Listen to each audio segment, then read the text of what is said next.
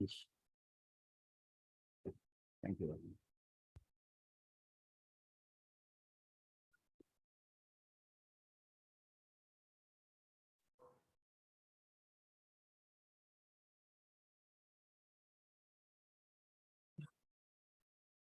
Bien, donc nous allons reprendre, on s'était arrêté la fois dernière, c'est la page 46, et nous étions arrêtés au point et aux 10 lignes dans le Pérec Utrecht. Mais je vais rappeler rapidement ce qu'on avait dit, d'autant plus que, comme on disait la semaine dernière, on a eu quelques petits problèmes qui fait que beaucoup n'ont pas pu nous rejoindre. Donc, l'Admour HaZaken est entré dans le Pérec Utrecht, dans le chapitre 18, en nous disant qu'on allait bien comprendre maintenant l'idée de le mot méod. Le mot méod qui se trouve dans le passouk sur lequel l'Admour HaZaken a fondé le Tanya, qui karo velecha davar méod, parce que la chose est très proche de toi, beficha ou bilvafra la soto. Alors bien sûr, c'est un passouk très fort, puisque ça veut dire que c'est un but que le Admour HaZaken nous donne. La chose est très proche de toi et tout le monde en est capable. C'est ce que ça veut dire, ce mot très proche. Et on a dit, comment très proche? Béfira, ok, mais même Bil va dans ta bouche, d'accord, mais Bil va fera dans ton cœur. Dans ton cœur, ça veut dire que même avec le sentiment du cœur, ça veut dire les plus hauts degrés de l'amour de Dieu, de la crainte de Dieu, ça aussi c'est très proche. Alors c'est très bien à dire, avait-on dit, on ne l'a pas dit comme ça, mais c'est à ça que… La chose, c'est quoi? Le lien avec Dieu, la Torah. Et donc, dans ce cas-là, ça veut dire, alors ça nous avait posé évidemment depuis le début du Tanya, on est torturé par cette question-là. Comment c'est possible qu'on dise que c'est très proche de nous, alors que bon, des gens comme nous, on ne parle pas pour les tzadikim, le degré dans le cœur comme ça, la voda du cœur, le degré de tzadikim, alors oui, pour les tzadikim, c'est karov meod.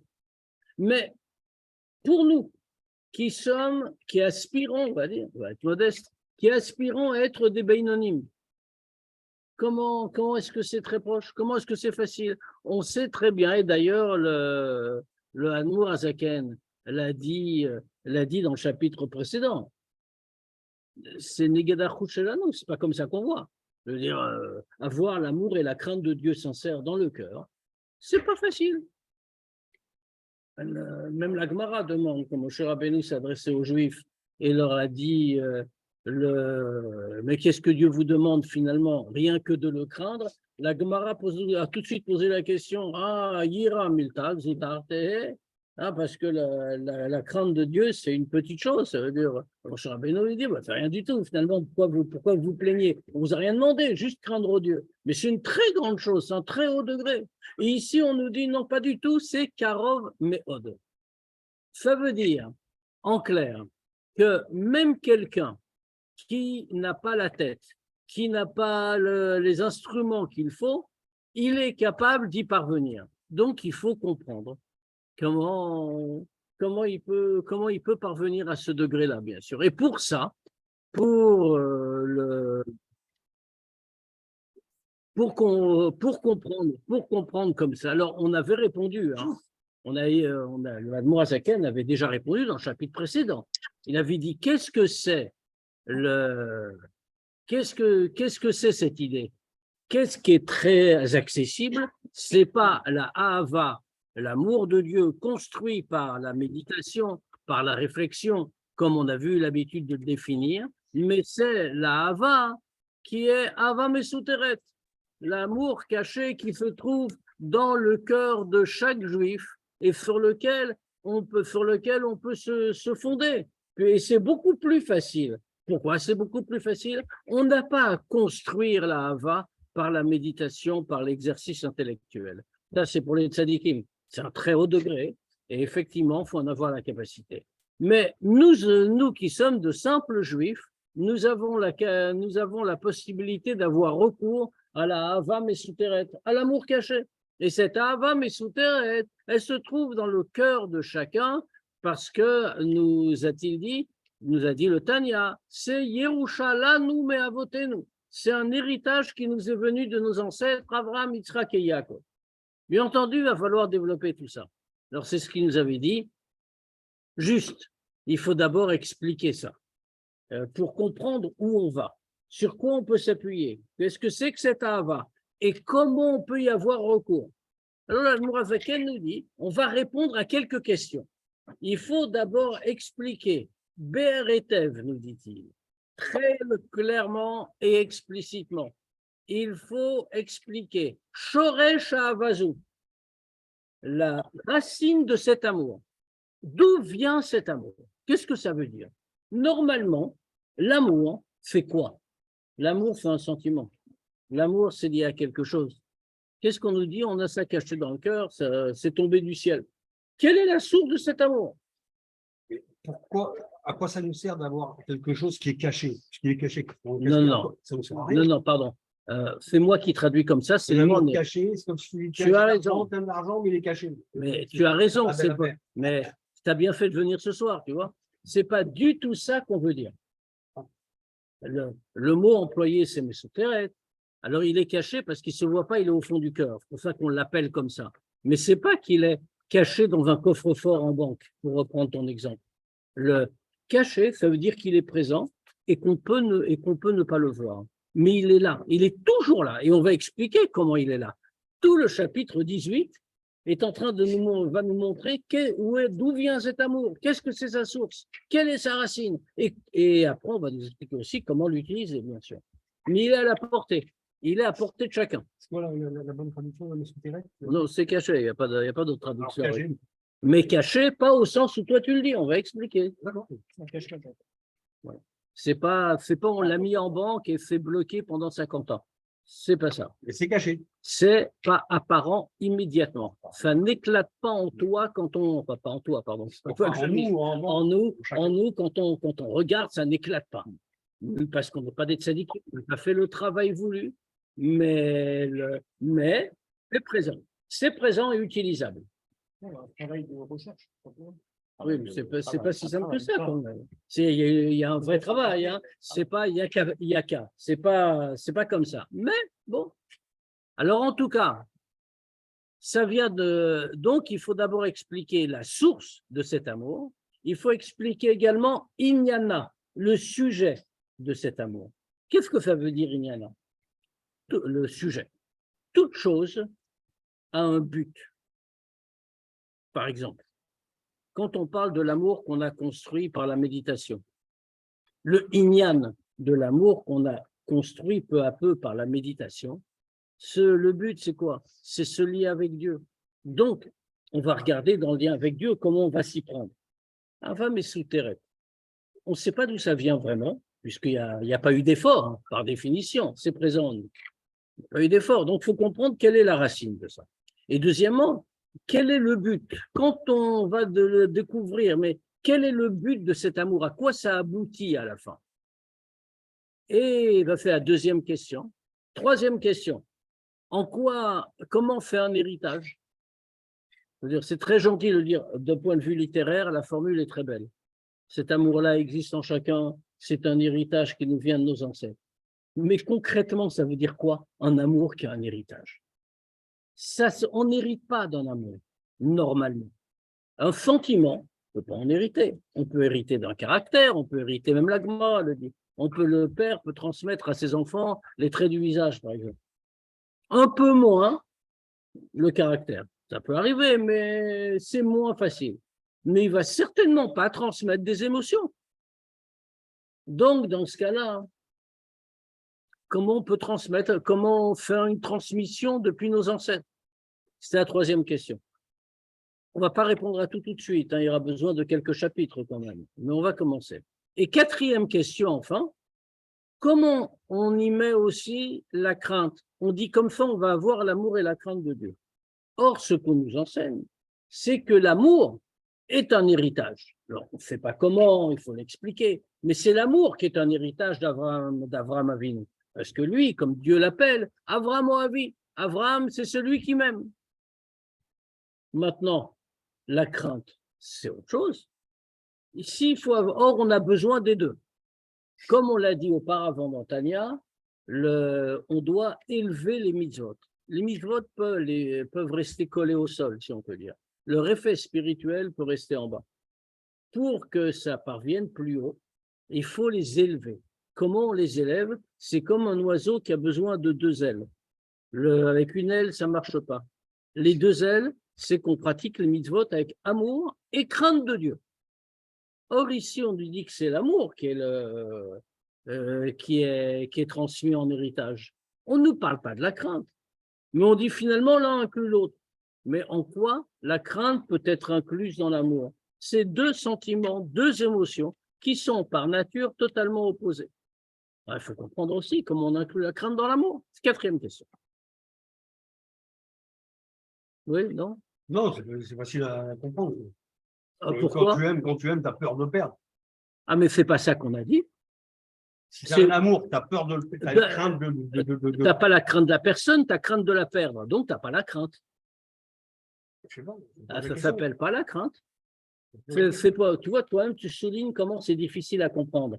Tu as transformé l'idée pour pouvoir la faire rentrer. Qu'est-ce que tu as dit?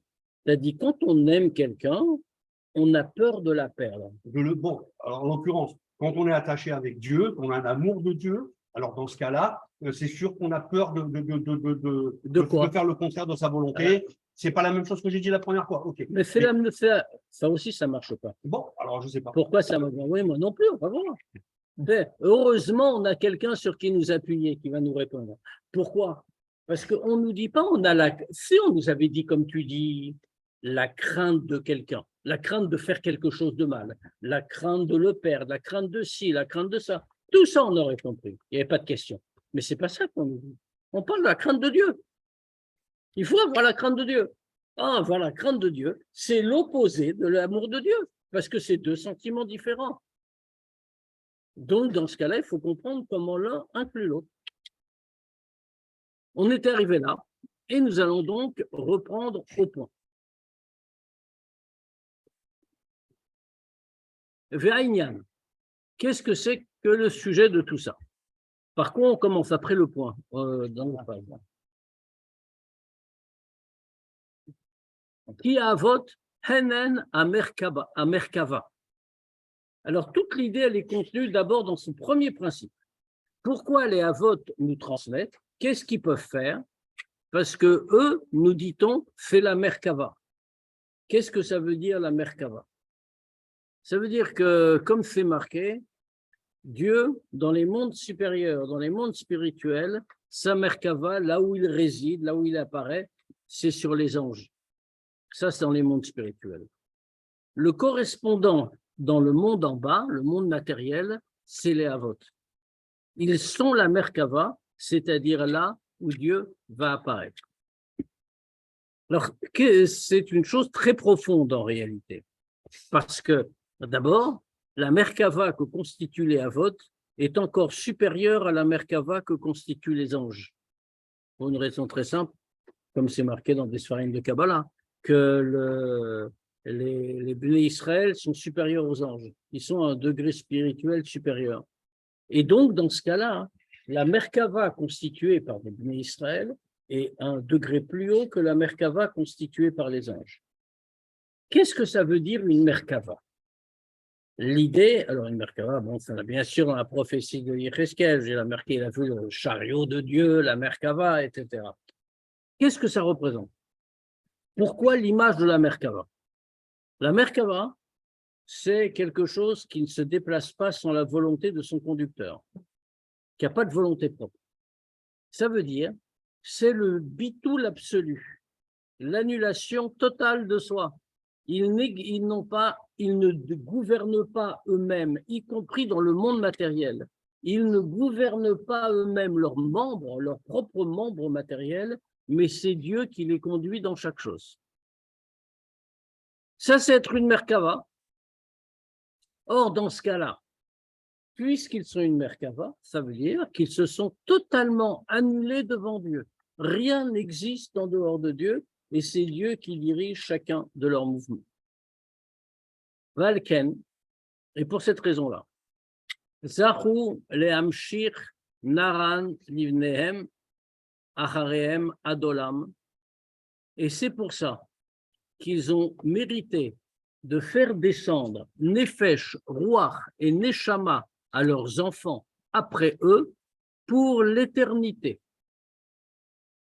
Ça signifie. Alors, il y a plein de questions, hein, bien sûr. On sait que les Neshamot Israël, Aloub Marshava, c'est marqué. Les âmes juives sont montées dans la pensée de Dieu avant même la création du monde. On dit toujours que les Neshamot juifs ne font pas partie vraiment de la création. Toutes les Neshamot sont tout à une Neshama. Ce n'est pas comparable, bien sûr, mais ce principe qui permet à un être matériel de vivre physiquement, principe spirituel, c'est quelque chose que Dieu a créé et que Dieu met dans chaque chose. Comme le Harizal disait, même une pierre a une Neshama. Alors bien sûr, ce n'est pas la Neshama d'un être humain, mais c'est aussi une Neshama. Si la pierre n'avait pas de Neshama, elle ne pourrait pas exister matériellement. Une Neshama ou un ange qu'il a... Non, une Neshama, quelque chose, une étincelle spirituelle à l'intérieur qui fait qu'elle existe. Sinon, elle n'existerait pas. Elle ne pourrait pas exister dans le monde. Alors, évidemment, le terme Neshama est ici employé dans son sens très général. Ce n'est pas la Neshama qu'il y a dans une pierre, ce n'est pas la Neshama qu'il y a dans un animal ou dans un végétal, et a fortiori dans un homme, et a fortiori dans un juif. Mais c'est quelque chose du même type, si on peut dire. Tout ça, Dieu l'a créé avec la création du monde. En vérité, qu'est-ce que c'est tout ça? Tout ça, si laissons de côté la pierre et les végétaux, les animaux, parlons des hommes. Qu'est-ce que c'est tout ça? Tout ça, c'est le Nefesh Abamit, en vérité, plus largement le Nefesh Achioni, l'âme vitale, l'âme qui permet à un être vivant d'exister. Ça, c'est vrai chez un goy comme chez un juif. Maintenant, il y a quelque chose de spécial chez lui. C'est cette Neshama dont on nous dit que Aloub Marshava, ils sont montés dans la pensée de Dieu, donc en vérité qu'ils ont existé avant la création. Ici, on est en pleine contradiction. On est en train de nous dire, et ce n'est pas du Tanya, bien sûr, on est en train de nous dire que les Avot ont fait descendre, ils ont eu le mérite par le fait qu'ils étaient dans une situation de Merkava, un niveau de Merkava, c'est-à-dire complètement battel. Ils ont eu le mérite de faire descendre chez leurs enfants, de faire descendre Nefesh, Ruach, Neshama. Or, ça existait déjà. Qu'est-ce qu'ils ont fait? Alors, en réalité, ça a été ça leur mérite. C'est comme ça que c'est expliqué. Ça a été ça leur mérite. Leur mérite, ça a été qu'ils ont eu le mérite que Dieu a dit que ces Neshamot-là, que Aloub Marshava et tout ça, qui sont pré-créés, elles vont descendre dans les enfants de Abraham, Yitzhak et Yaakov. En fait, on était au même stade initial que tous les hommes. En fait, il n'y avait pas de juifs. On n'existait pas encore pour ça. Oui, non, je veux dire, ces hommes n'étaient pas encore venus. Exactement. Et donc, ils ont eu ce mérite-là qu'elles vont descendre. Pourquoi? Parce que c'est lié, en réalité. Eux, les Avot, ils se sont comportés avec un bitou total, c'est-à-dire que leurs membres ne leur appartenaient pas d'une certaine manière. Leurs membres matériels étaient entièrement conduits par Dieu. Donc, ils ont eu dans le même sens, comme récompense, ce mérite-là, que Nefesh, Ruach et Neshama, les 3 degrés de l'âme, ils vont descendre dans le corps matériel de leurs enfants et que ceux-là vont être totalement attachés avec Dieu. Et ça pour toujours. D'où viennent le Nefesh, Ruach et Neshama? On a besoin de dire tout ça. Comme ça, on va comprendre, on ne s'écarte pas de l'objet, on veut définir d'où vient la Hava Mesuteret. Alors, tout cela, ça vient Meser Sfirot Digdusha, Shebe Arba Olamot Abia, Atzilut Bria Yitzir Asya, Lechol Echad Vechad, Kefim Adregato, etc. C'est 3 niveaux de la Neshama. Donc, on sait que la Neshama est divisée en 3 niveaux, en vérité en 5, mais ici on parle des 3 qui sont dans notre corps. Nefesh, Ruach, Neshama. Le plus élevé des 3, c'est Neshama. Le plus bas, c'est Nefesh. Alors, il y en a qui vont avoir révélé en eux uniquement Nefesh. D'autres qui vont avoir Ruach, d'autres qui vont avoir Neshama, c'est le plus haut degré. Maintenant, chacun est attaché avec quelque chose de spécial. Neshama, c'est attaché avec les fonctions intellectuelles, avec le Sechel. Ruach, c'est attaché avec l'émotion. Midot. Et Nefesh, c'est attaché avec la vie de manière générale, avec la vie matérielle. Donc, plus un juif est élevé, surtout que, comme tous les juifs sont des intellectuels, donc on sait bien que le degré supérieur, c'est celui de la Neshama, c'est celui de la compréhension, donc des capacités intellectuelles, degré de Neshama. Et maintenant, plus un juif est haut, plus il va avoir un dévoilement de ce degré plus haut de la Neshama. Et on voit des juifs qui ont plus une nature orientée vers la réflexion, comme on a dit, tout ce qui est intellectuel, et des juifs qui sont plus orientés vers les émotions. Et en réalité, c'est, entre autres choses, bien sûr, chacun doit étudier, chacun doit méditer, chacun doit réfléchir et chacun doit ressentir. Ça, c'est autre chose, ça ne rien à la liberté. Mais ça vient aussi du fait de la nature. Ça veut dire que, qu'est-ce qu'on a dit ici? Tout ça vient des 10 sphirotes, Meser Sphirot d'Igdusha, chez Be'arba Olamot Abia. Des 10 sphirotes de Gdusha qui sont dans les 4 mondes. Atzilut, Bria, Yetzira, Asya. Qu'est-ce qu'on veut dire? Il y a 10 sphirotes, comme chacun sait. Le Chochma Binadad, puis Chesed, Gvura, Tiferet, etc. 10 au total. Ces 10 sphirotes, tout commence dans le plus haut des mondes, dans Atzilut. Il y a l'ensemble des 10 sphirotes. Puis ensuite, ces 10 sphirotes vont avoir un Tzimtzum et vont passer dans le monde d'en dessous, Bria. Les 10 sphirotes de Atzilut deviennent donc des sphirotes de Bria. Puis, les sphirotes de Bria vont ensuite passer dans le monde de Yetzira. Puis ensuite, les sphirotes de Yetzira vont descendre dans le monde de Asya. Donc, mais ça veut dire qu'il y a toujours les 10 sphirotes. Et que d'un bout à l'autre, non seulement cela, mais il y a un principe général. Les sphirotes sont unies les unes aux autres, dans tous les niveaux. Pourquoi? Parce que la qualité qui montre la Gdusha, c'est précisément l'unité des choses, le fait qu'elles s'englobent, qu'elles se réunissent. C'est toute la différence entre la Gdusha et la Klippa. Dans la Klippa, chacun existe séparément. Je suis, j'existe, je suis autonome, je suis indépendant. À chaque fois, ça c'est le propre de la Klippa. La Gdusha ne veut pas exister en tant que telle. Elle ne veut pas écarter l'autre. Elle ne veut exister qu'unie avec les autres. Les sphirotes étant des sphirotes de Gdusha, elles s'unissent. Et donc, les sphirotes de Hatzilut, certes, vont produire et descendre dans les sphirotes de Bria, puis Yetzira, puis Asya, mais en vérité, elles sont tous toujours unies, elles ne se séparent pas. Ce qui a des grandes conséquences, on va le voir un peu plus loin, c'est que quand on parle des sphirotes d'un degré très bas, le plus bas des degrés de Asya au plus bas des degrés de Asya, bien, il y a dedans aussi un peu des sphirotes de Hatzilut. Plus encore, comme on a dit, ces 10 sphirotes, qui est dans les 4 mondes, vont descendre donc et vont arriver les Chol Echad Ve'echad à chaque juif. Alors, celui qui a une Neshama du degré de Hatzilut va avoir la lumière des sphirotes de Hatzilut. Celui qui a une Neshama du degré de Asya, puisqu'il y a une infinité de degrés de Neshamot en réalité. On parle en général les Neshamot, oui c'est vrai aussi, mais il y a une infinité de degrés, le Admor Hazaken l'a dit précédemment.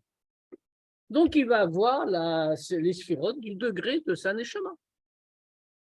Kefi Madregato, comme dit le texte, selon son degré, ou Kefi Maasav, et selon ses actions, selon la mission, la shlichut qu'on lui a confiée dans le monde. Il va avoir les outils qui lui sont nécessaires pour l'accomplir. Et donc, on va lui donner tel ou tel aspect, telle ou telle chose, tel degré dont il a besoin pour accomplir sa shlichut.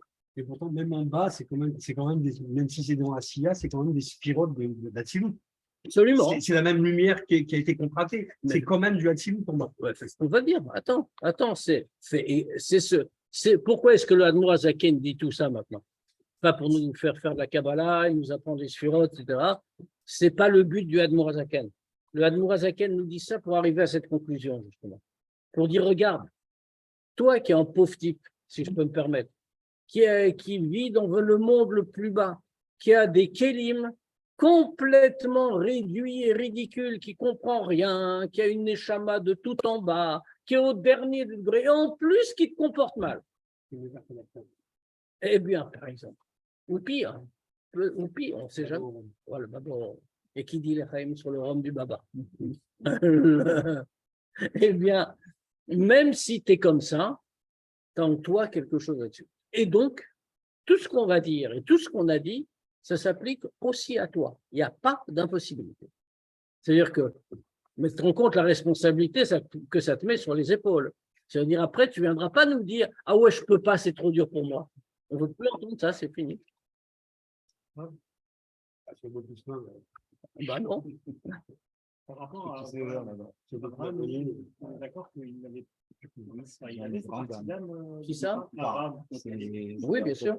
Mais on dit que ces âmes-là n'étaient pas encore dans ce Oui, mais lui, il a fait descendre déjà. la sienne. Ouais. Et en fait, nous, on a l'héritage de ce travail-là. Exactement. Nous, on l'a aujourd'hui. Comme dans l'amour caché. C'est ce qu'on va y arriver. On va y arriver. Oui, absolument. C'est là-dessus, c'est vers ça qu'on va. Alors, en tout cas, ça nous permet de comprendre quelque chose.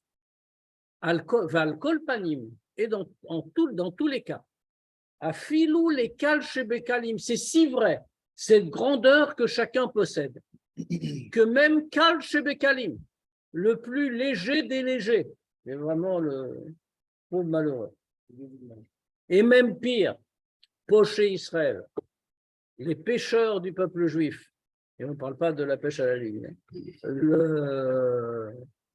même lui, Nimshach Bezivugam, Nefesh de Malchut d'Asia.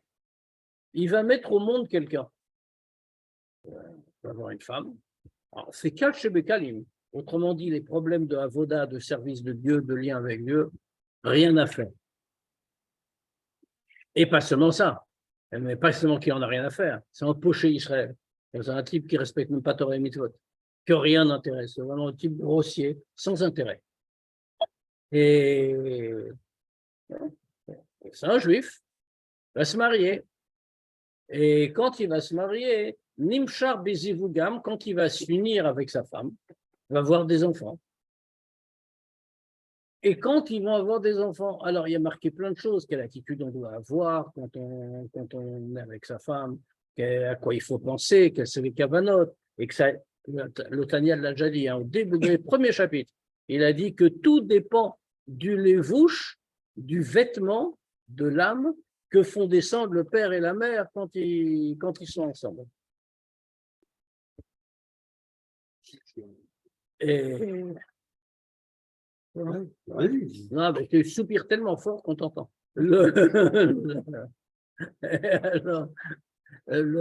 Ça veut dire, qu'est-ce qu'il va faire descendre, lui? C'est quelqu'un qui pense à rien, que peut-être même à ce moment-là, il pensait à des choses interdites. C'est un poché Israël. Et alors, qu'est-ce qu'on lui dit? Même à ce moment-là, il va faire descendre Nefesh de Malchut d'Asia. Il va au moins faire descendre le plus bas des degrés. Dans les Neshamot, le plus bas des degrés, c'est Nefesh. Maintenant, tous les degrés se subdivisent par tous les autres. Des degrés. Je ne comprends pas cette notion de degré. Ça veut dire quoi? Un dévoilement plus grand quand on est pur et moins grand quand on est âme, quand on est gaz, pardon. Exactement. Exactement. On va moins voir, ça veut dire ça? Non, on va moins comprendre. Chez nous, on n'a pas de vision, mais on a on va moins comprendre et on va plus difficilement arriver parce qu'on est retenu au sol, à la glaise, on est embourbé dans la glaise profonde. Mais d'après ce que je comprends, c'est-à-dire qu'un pêcheur d'Israël, on va voir un pêcheur d'Israël. Non, justement, ce qu'on est en train de dire, on est coupé au milieu. il va faire descendre Nefesh de Malchut d'Asya. Donc un degré bas. Ce n'est pas seulement Nefesh, mais c'est Nefesh de Nefesh. Comme on dit, le plus bas degré qu'il y a dans le Nefesh. Et de quelle sphira? Malchut d'Asya. La sphira de Malchut qui est la plus basse des sphirotes, du monde le plus bas. C'est ce degré qu'il va atteindre, Asya. Shia Madriga Tartona, Asya, qui est le plus bas des degrés du côté Kadosh de Asya. Asya est un monde. Maintenant, c'est le dernier, c'est le plus bas. Et à l'intérieur, il y a des degrés. Et le plus bas degré du monde de Asya, c'est un degré de Gdusha, ce n'est pas un degré de Klipa. C'est Malchut. Il va faire descendre de là-bas, il n'arrivera pas à plus, comme on a dit. Et de quoi? Nefesh de Nefesh. Mais quoi? Alors, quelqu'un pourrait dire, bah, ok, tant pis pour lui, tant pis pour lui, tant pis pour ses enfants, finalement. Alors, on vient de nous dire, ben non, justement. Afal Piken, malgré tout. Machar Shei Meser Sfirot Doshot. Puisque ce degré-là fait partie des 10 Sfirot de Gdusha. On n'est pas du côté de la Klippa, on est du côté de la Gdusha. 10 Sfirot. Iklulam Ikulam. Ça veut dire qu'elle est englobée avec toutes les autres. Autrement dit, elle est constituée de toutes les autres. Et dedans, dans ce Malchut de Asya, qu'on voit comme tellement bas, il y a Gam et Chochma de Asya Shebeto. Il y a dedans aussi de Chochma de Asya, c'est-à-dire la plus haute sphira de Asya, puisque c'est une sphira de Gdusha de Asya. Donc toutes les sphirotes y sont. Et dans Malchut, il y a aussi Chochma, puisque Chochma, c'est la sphira qui donne la vitalité à toutes les autres sphirotes. Donc, dans Malchut, la plus basse, il y a aussi Chochma de Asya, mais dans Chochma de Asya, on va dire que c'est le plus bas des mondes quand même, donc ce n'est pas terrible. On dit non. Shebetocha meluveshet Chochma de Malchut d'Atsilut, que dedans, il y a habillé le degré de Chochma de Malchut du monde supérieur, de Atsilut. Shebetocha Chochma d'Atsilut. Et dedans, il n'y a pas seulement Malchut de Chochma d'Atsilut, mais dedans, il y a même Chochma d'Atsilut elle-même, pas seulement Malchut de Chochma d'Atsilut, le plus bas degré, la plus basse sphira de Chochma, la plus petite, la plus basse partie de Chochma, mais la Chochma d'Atsilut elle-même. Or, qu'est-ce qu'il y a dans Chochma d'Atsilut? Sheba Meir Enso Baruch Hu, Mamash, que dans Chochma d'Atsilut éclaire le Or Ein Sof lui-même, puisque Chochma d'Atsilut est la première des sphères. Et donc le Or Ein Sof s'y habille directement de manière dévoilée. Donc on n'est pas égaux devant le service de Dieu. On vient de dire le contraire. Ouais. Ben oui. On ne comprend pas. Ça, on a dit qu'il y a des Neshamot qui viennent d'un niveau très bas, et que bien que le niveau soit très bas, il est quand même lié à Tsilut, donc on est égaux. Mais il est quand même très bas. C'est son dévoilement, ça veut dire, quand même. Si tu voulais dire, si tu veux dire que c'est très, on va dire, bon, pour être gas, on va dire très peu d'Atsilut il a ici. Il a très peu de la source. Tu te trompes. Tu te trompes, c'est pas ça qu'on a voulu dire. Ce que tu as compris, je l'ai mal dit. Je le redis. La chose, ce qu'on a voulu dire, c'est exactement le contraire. Ça veut dire, puisque les sphirotes sont cloulottes, elles sont incluses l'une dans l'autre. Ça veut dire que même si tu prends une sphira qu'on va définir comme une sphira très basse, comme Malchut d'Asya, dedans, il y a Chochma d'Asya, puisque toutes les sphirotes sont incluses l'une dans l'autre. Or, Chochma d'Asya est lié à toutes les formes de Chochma dans tous les mondes, y compris Chochma d'Atsilut. Dans Chochma d'Asya, il y a Chochma d'Atsilut. Ce n'est pas qu'il y a un petit bout, on l'a donné en lot de consolation. Il a tout Chochma d'Atsilut. Ça veut dire qu'au contraire, lui, il est Kal Shebekalim, il est poché Israël, et on aurait pu penser qu'il n'a rien, qu'il ne peut rien. On dit non. En vérité, il a toutes les forces. Et si c'est Timtoumé, ça lui sert. Et alors, qu'il est Timtoum, ça veut dire que c'est en lui. C'est Timtoum. Ça sert d'avoir un truc de... Non. Toi, tu voudrais qu'on lui retire le libre arbitre. Non, je veux rien. Moi, je suis en train de comprendre. On ne lui retire pas la liberté. Il a la chose qui lui revient à son niveau et selon la mission qu'elle a eue. Par ailleurs, ce qui est vrai, c'est qu'effectivement, nous ne sommes pas égaux. Mais pas comme tu le dis, mais pour une autre raison. Parce que chacun a une mission différente. Et on a toutes les forces. Il y a quelqu'un, par exemple, dont la mission va être de méditer, de réfléchir, de comprendre et d'arriver. C'est sa mission à lui. C'est exactement ce que disait la fameuse phrase que je répète souvent, que disait Rabbi Zoussier Manipoli. Il disait, quand après 120 ans, je vais monter dans l'autre monde, on ne va pas me demander pourquoi tu n'as pas été Avraham, Yitzhak ou Yaakov. On va me demander pourquoi tu n'as pas été Zoussien. Parce que chacun a une mission différente. Ça veut dire que chacun a les qualités qu'il lui faut pour accomplir la mission qui lui est confiée. Chacun, pas les qualités, pardon, j'ai encore un mauvais mot. Chacun a les capacités qu'il lui faut pour accomplir sa mission. Maintenant, ce qu'on va lui demander, c'est pourquoi tu ne l'accomplis pas? Tu as les capacités qu'il fallait, on te les a données. Alors le reste, c'est toi. Faire la mission. Et donc, certains, par exemple, vont devoir servir Dieu d'une certaine manière, par exemple par l'émotion. Donc, on va leur donner des qualités émotionnelles. Maintenant, ils peuvent utiliser les émotions pour des choses. Il aurait mieux valu qu'il n'y ait pas de qualité du tout. Mais ça, c'est la dimension de l'homme. Ça, c'est la liberté. Chacun fait ce qu'il veut.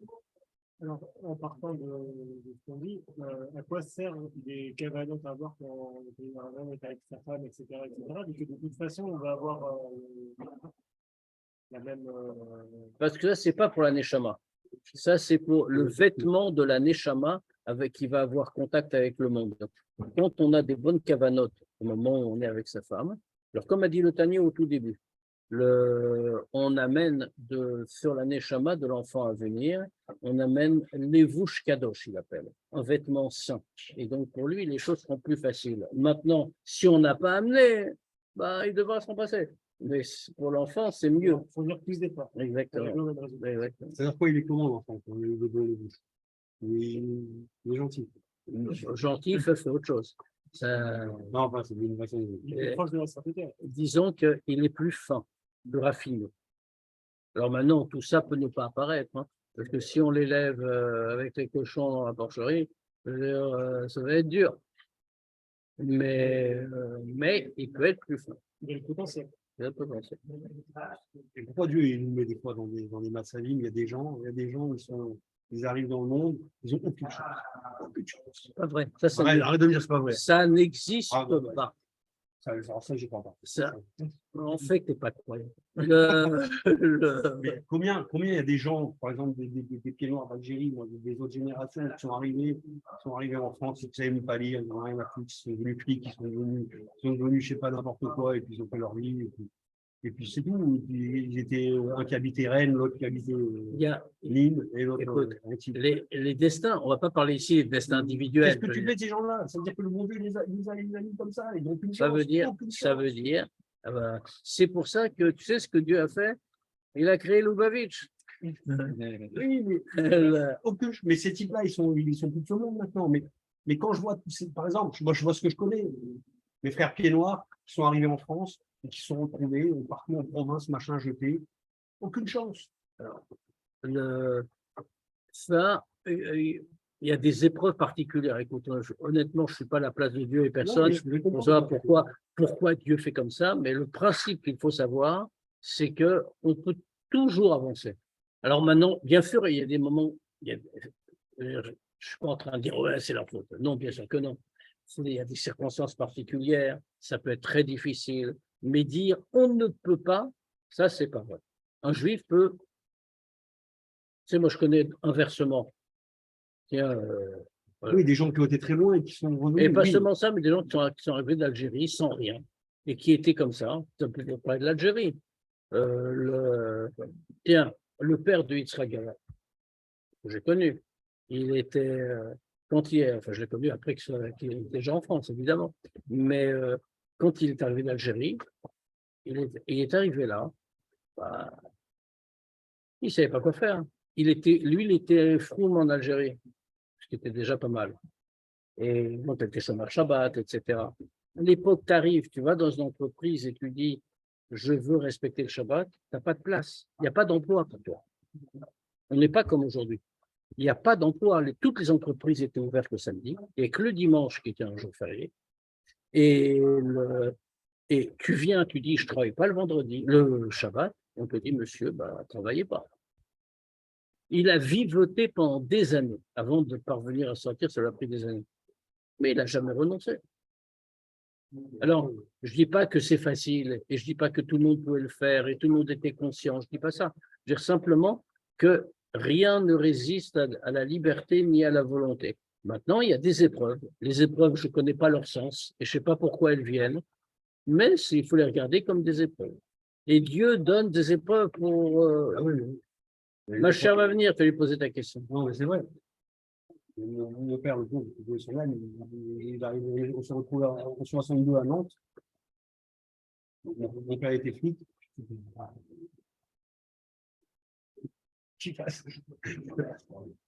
Ah, c'est beau. Ah, tu vois la vengeance, c'est qu'en plus, il y a un pays, un enfant novalis. C'est ça la vraie réponse en vérité. Tu remarques que malgré Nantes et malgré toute cette période et tout ça, tu as des enfants. En plus, tu n'es pas le seul dans ta famille. Tu as des enfants qui sont fous, qui ont une barbe complète, qui sont novalis et qui ont fait leur vie. Oui. Ça veut dire que ça aussi, c'est une réponse. En tout cas, dedans, il y a Lorentzov. Qui dit-il? Avaye bechorma et sadaretz. Que Dieu, il y a des psukim comme ça, qu'on traduit toujours très simplement. Avaye bechorma et sadaretz. Avaye a fondé la terre avec chorma, avec sagesse, comme on dit. Un autre pasuk. Vekulam bechorma sita. Et tu les as tous faits avec sagesse. Alors, c'est le pshat qu'on donne, hein, les psukim qui sont en train de nous dire bah, Dieu agit avec sagesse, il a trouvé avec sagesse. C'est des louanges pour Dieu. Bien sûr, dans Chassidut, on donne d'autres explications. Et on dit comme ça Dieu a fondé la terre, c'est-à-dire même le monde matériel, il est fondé sur la sphira de Chochma. C'est comme ça qu'il faut le lire. Ça veut dire que la sphira de Chochma, c'est une sphira qui donne vitalité à tout le monde, au monde entier. Il y a le Or Ein Sof dedans, comme il était créé. Chochma, je ne sais pas si le cite ici. Chochma techaye baalea. La Chochma fait vivre baalea ceux qui la possèdent. Faire la sphira de Chochma, ça, une de ses fonctions, c'est la plus haute, elle donne la vitalité à l'ensemble des autres sphirotes, à l'ensemble du monde. Quand on dit que Avaye bechorma yisadaretz, que Avaye a fondé la terre, faire même la terre, le monde matériel, Avaye l'a fondé avec la sphira de Chorma, jusqu'au monde matériel. La sphira de Chorma n'est pas que spirituelle, elle descend jusque dans le monde matériel. Pareil dans le deuxième passage, c'est encore plus clair. Kulam bechorma asita, tu les as tous faits avec la sphira de Chorma. Et le mot employé ici, c'est asita, qui renvoie à la notion de Asya, c'est-à-dire même le monde de Asya, qui est le plus bas de tous les mondes, où Dieu est caché, etc., pour la partie la plus basse. Il est fait avec Chochma, c'est-à-dire la sphira de Chochma de Hatzilut, où Or Ein Sof est habillé. Et donc, le Or Ein Sof arrive jusque dans les degrés les plus bas de la création. Je ne comprends pas, si tu veux, mais je ne comprends pas le pouvoir Chochma, qui est une sphira de compréhension. Ça fait partie des sphiras de compréhension. En quoi ça donne la vie? En quoi, quel est le rapport entre… C'est de l'intellect? Non, en quoi pas d'intellect. Chochma binadat. Non, c'est pas de l'intellect. Ah non, je ne sais pas, alors j'arrête ma question, j'ai pas de question. Non, tu n'as pas de question. Tu n'as pas de question. Mais il faut expliquer pourquoi ce n'est pas une question. Le Chochma, bien sûr, tu as raison, quand on distingue toujours les sphirotes dites intellectuelles, Chochma binadat, et les sphirotes dites émotionnelles, Chesed, Gvura, Tiferet, etc. Ça, c'est quand on les regarde comme un homme. Mais Chochma, c'est la sphira par laquelle Dieu a pensé l'univers et l'a créé. Autrement dit, c'est la toute première sphira. Pourquoi c'est comme ça chez nous? Quand on fait cette distinction, on le dit chez nous. Pourquoi c'est comme ça chez nous? Tu crois que chez Dieu, il y a une intelligence, il y a un Bina, il a besoin de réfléchir, il y a un Da'at, il a besoin de comprendre? Non. C'est des purs anthropomorphismes. Pas tout à fait. Parce qu'en réalité, nous avons en nous la reproduction en miniature, si l'on peut dire, de la structure qu'il y a chez Dieu. Si à chez nous, Chorma Binada d'un côté, Chesed Gvura Tiferet, etc. de l'autre, c'est parce que chez Dieu, il y a cette même structure. Mais chez Dieu, elle a un autre sens aussi. Dieu n'a pas besoin de Chorma pour réfléchir. Alors quoi? Chorma est la première sphère par laquelle Dieu va se révéler dans le monde et va faire, ou plutôt, va se révéler et va faire descendre sa lumière qui va aboutir jusque dans le plus bas des mondes. C'est ça, Chorma. Et on va voir pourquoi ça s'appelle Chorma. Hein. Il le dit plus loin dans le chapitre. Chorma, c'est Koachma. On va le dire plus loin, donc je ne vais pas le dire à la place de Admor Azaken. Après, vous allez croire que c'est moi qui ai inventé ça. Alors, en tout cas, Venimtsa, et c'est ça l'idée qu'il faut retenir ici, parce qu'on va s'arrêter là quand même. Je pourrais finir le chapitre ce soir. Venimtsa, qui ein sof baruchu, meluvash beprinat chochma shebenefesh adam, yiye mish yiye me Israël. C'est-à-dire que de tout le raisonnement qu'on vient de faire, on en arrive à dire que le Oren Sof, il est habillé dans le degré de chochma qui se trouve dans tout nefesh de l'homme, qui qu'il soit. Si c'est un juif, il a ce degré du Ein Sof qui est habillé en lui. Ou prinat a chochma sheba im Oren Sof baruchu, המתפשט, המלובש בה, מתפשטת בכל בחינת הנפש כולה להחיותה. Or, ce degré de Chokhmah qui se trouve en lui, donc, qui est le Oren Sof en vérité, est habillé en lui, s'étend dans tous les degrés de l'âme, la Chiota, Miprinat Rosha, Prinat Ragla, Kedirtiv, a Chokhmah Tichye Baalea. Pardon, c'est une faute de grammaire. Et donc, comme elle va s'étendre dans tous les degrés du Nefesh, pour la faire vivre du plus haut des degrés jusqu'au plus bas, de la tête aux pieds, comme c'est marqué, à Chokhma Techaye Be'alea, que la Chokhma va faire vivre ses propriétaires, ceux qui la détiennent. Ça veut dire que la Chokhma vient, et puisqu'elle détient le Oren Sof, en elle, elle va animer, elle va donner la vie à tous les degrés d'entier. On va s'arrêter là pour ce soir. On a fait pas mal en réalité. On va certainement le reprendre parce qu'on a vu beaucoup de points. Je le redirai en résumé pour permettre de bien assimiler. Bien entendu, on peut poser quelques questions, s'il y en a. Tout est clair?